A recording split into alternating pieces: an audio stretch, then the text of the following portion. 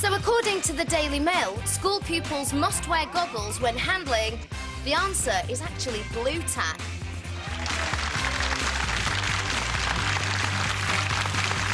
You're watching The Right Stuff live on 5 with Steve First, Gail Porter and our special guest Chris Packham. Still to come this morning, I want your thoughts on the endless black and white farcical show that is MP's expenses. Is this what Gordon Brown meant when he promised us transparent government? If you've got something to say on this lot, we'd love to hear it. 0207 173 5555 is the number. Remember, of course, the government will monitor all your calls. First, though, what's making news today, Chris? Well, today, let's take a look. The Guardian, almost 900 oil workers have been sacked after taking part in unofficial strike action. Now, what's telling here is that these 900... This is that refinery that was in the news Exactly, in January. yeah. These are the guys that kicked off earlier about the imported labour.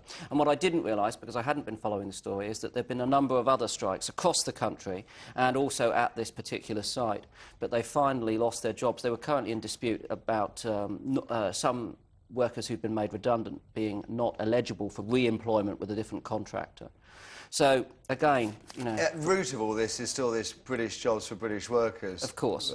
...thing that Gordon Brown rather foolishly said. That's right. And basically, although the matter was solved because they gave them an extra 120 jobs, they didn't... It wasn't that the decision was reversed at all. They were given 120 extra jobs at that time as a calming measure, one might imagine. But now it appears that the employers, through the contractors, have got fed up, shall we say, with these unofficial strikes, which they... In fact, they're going to shut the job down.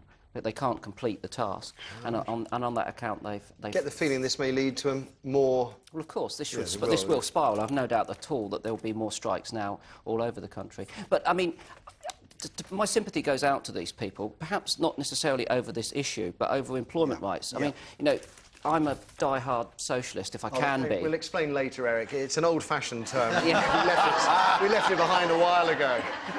I mean, we're almost extinct. I'm not picking on Eric, I just mean younger people, you know, because we haven't heard it for a while. No.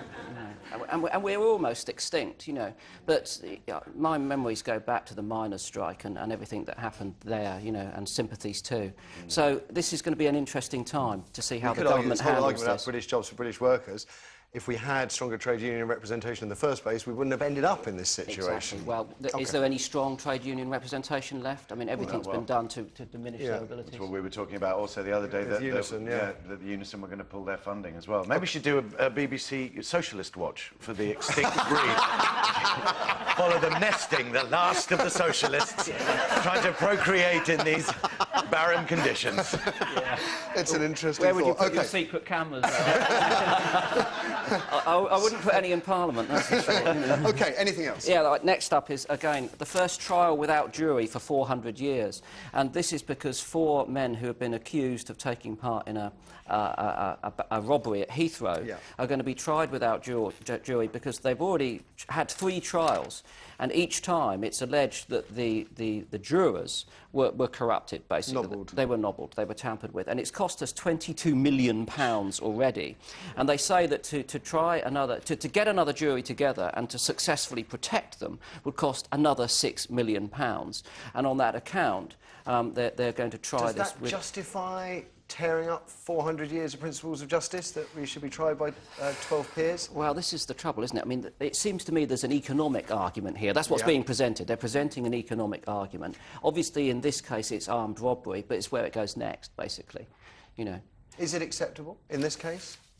Well, I think that we really do need to look, personally, I think we need to look at our judicial system. I think that a lot of people are dissatisfied by the way it runs and certainly by the sentences that are handed out. But at the same time, you know, I'm as far away from, you know, severe punishment as you could possibly get. I think people need help. Well, they need facilities to help them. We've got to find out whether people are guilty or not. Exactly, exactly. I can't make up my mind about this at all. Well, I do think that they're playing to a public at the moment who are dissatisfied and they are demanding more and more justice. And there have been some lunatic decisions recently which have got a lot of bad press for the whole system. So because of the cost, people might say, well, OK, let's try them without a jury, and then the next thing we know is, well, we tried everybody. Well, we tried without worse, a jury. they might say, let's try them without a jury because they're allegedly armed robbers. Okay. But what happens the next time when they're not armed robbers? How long will it be before the whole process is eroded and we find juries trying all sorts of... people being tried without jury for all sorts of things, which isn't good. No. OK. Right. Anything else? Lighter-hearted stuff now. Absurd, in fact. Well, 2 dog stories. The hero 9/11 dog. It was a police dog that pulled the last living survivor from the Twin Towers. Has been cloned. And, the dog died a little while ago, and the owner has now been presented with, I think it's 5 puppies, that's right, who the DNA was taken from the previous dog and inserted into the cells. This slightly freaky? I'm sorry. Well, the thing is, I mean, you might well clone the animal, but, I mean, I have dogs, and they're 2 brothers. You know, they're twins, if you like, but they're as different as chalk and cheese. And as we all know, dogs do a pretty fair job of representing, when they were mature, representing the characters of their owner. So I can only think that, obviously, he presumably, as a policeman, did a great job of looking after the dog, and it was a great animal. But in other hands, that dog may have matured into a... Just the idea of cloning... I'm sorry, I just find it It doesn't weird, guarantee they're going to be the same sort of dog. Obviously, the environment that these puppies grow up in will reflect their character. So if you've got a really nice dog, I think if it's possible to spend, you know, huge amounts of money cloning it, doesn't mean you're going to get the same dog back. It just doesn't... That doesn't work. OK, like it leads nicely into your other story about... Yeah, indeed. Well, this one's not so good, actually. This is the fact that pet owners in China have now been, in several cities, are now being told that it's not only just one child, it's one dog. And the reason the Chinese authorities have come up with this is that they say there's a surfeit of stray dogs which are causing all sorts of problems spreading rabies. The downside is, of course, that people post Mao and all that business. He thought it was the whole bourgeois thing, keeping dogs. That there's a huge pet population. So in some of these cities, they're going to have to choose which dog they keep and then find homes for those which they're not allowed to. And what's been happening is that the whole thing's been counterproductive because they've been turning the dogs out onto the streets, therefore increasing the number of strays and the potential for spreading rabies. And send them to Vietnam and eat them. Well, then they eat them in China. Do they eat them in China? They eat them in China. They stopped eating them for the Olympics, which was nice.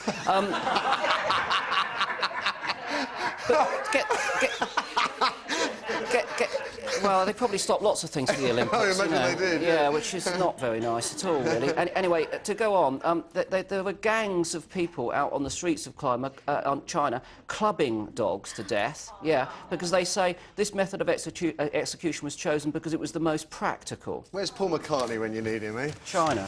Oh, Chris, nicely done. What have you got, Gail, apart from a very sickening look on your face there? You didn't like that one, no? No, I didn't like that one. Daily Mail, eye-popping idiocy.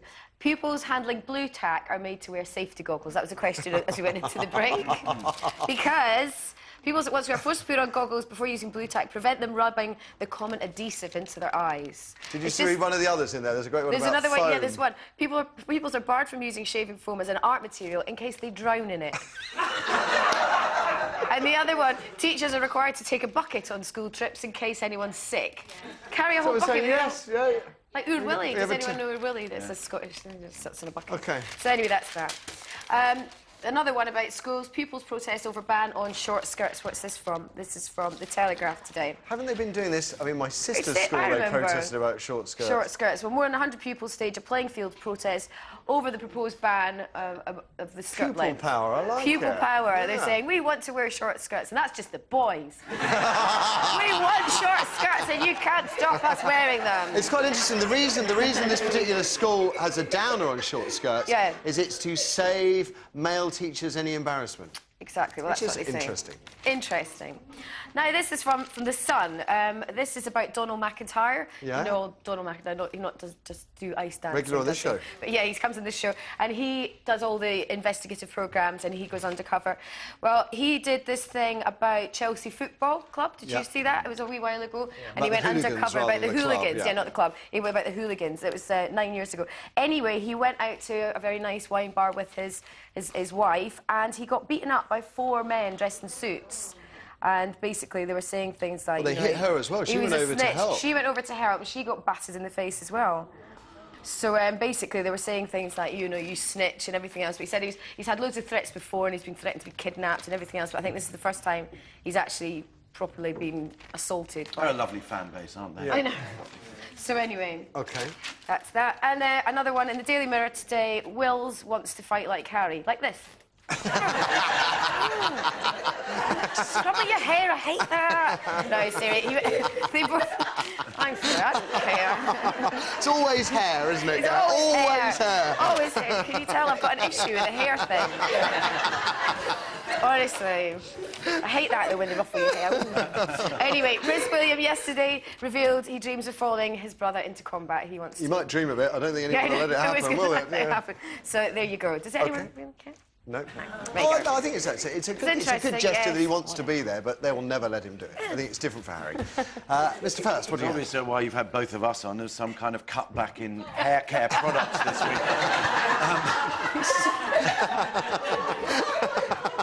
The first story is in The Independent, and it's about the old RBS boss, Sir Fred Goodwin, who has now agreed to take a £200,000 cut per year in his pension. October, November, December, January, February, March, he did say May, that June. it was always intention... 9 months it's taken he did to say get it was that always promise. his intention. He just wanted to wait to see 9 what months. the board said, yeah. Anyway, well, at least he's given up 200 grand a year, so it's something. Yeah, so he's going to struggle to get by on what is his pension now? It's now about 350,000 a year. Oh, God, it sounds awful. It's tough, isn't it? Awful. It's tough. Well, it's got a lot of nice, horrific jumpers to wear. Daily Mail, mood of the Daily Mail today is... Page 45, Viagra is on sale in the High Street. Oh, dear. Well, have you seen how much it costs, though? Well, not that I've been looking. MP's expenses. I have to say, it costs less through Boots this way than it does previously. They're kind of lowering... I suppose eventually the more it's out there and the more public it is, the less embarrassed people feel, the cheaper it will be. So It's they're not about going to be... 55 quid, though. It's going to be, can I say, it's £55 for a private consultation, plus £26.59 for 4 of the prescription-only Can we cut out drugs. the private consultation and just... Well, this is the thing. They said it will So- reduce the stigma, but you've still got to go and have this little private consultation. Hello, can I have some Viagra? They have said... That'll be £56, please. Or keepy-uppy pills. They have said during a Boots trial in Manchester, men travelled from all over the country to use this service, and James Longdon, the pharmacist, said we had men coming not just from the north, but from all over. Not my words. Next story is in The Sun. This is a fantastic story. An iPod saved a girl's life. She was sheltering from a storm, Sophie 14, sheltering beneath a tree, and a 300,000... It's got that handy logo diagram there of what happens with lightning in your iPod. Exactly. Well, the best thing is they've done that typical thing that they do in The Sun, where they've gone artists she might have had on her iPod, like the Lightning Seeds, Thunder, Frank Zappa. That'll appeal to you. Basically, if she'd been wearing her headphones, she would have almost certainly died, but she wasn't wearing... And it did... All she's got is a little scar, which she'll probably get rid of, and unfortunately, her iPod doesn't work anymore.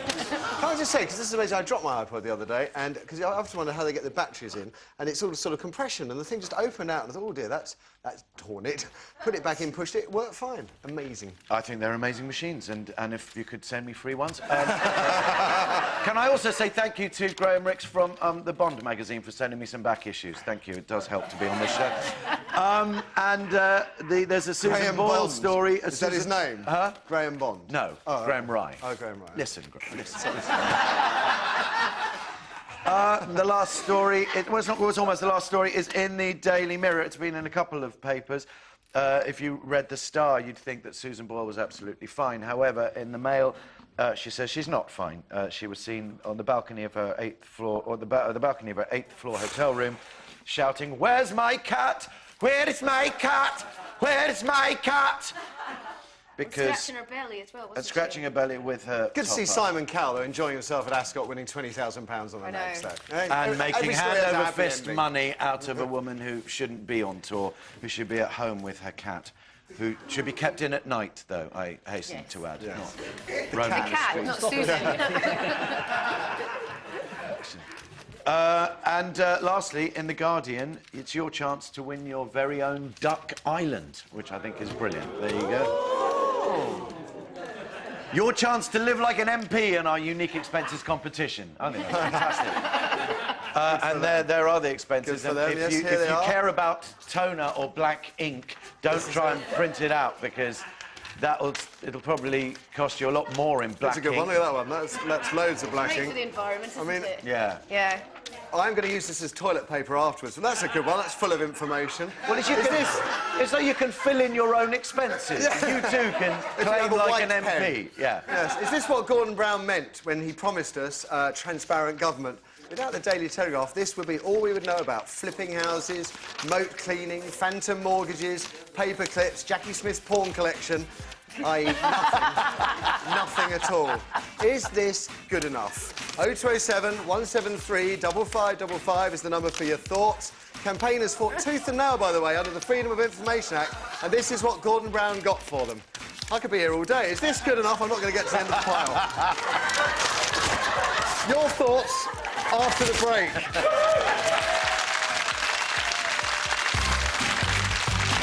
How many days before leaving office did Tony Blair claim £7,000 for a roof repair? 2, 7 or 10 days? Find out the answer after the ads.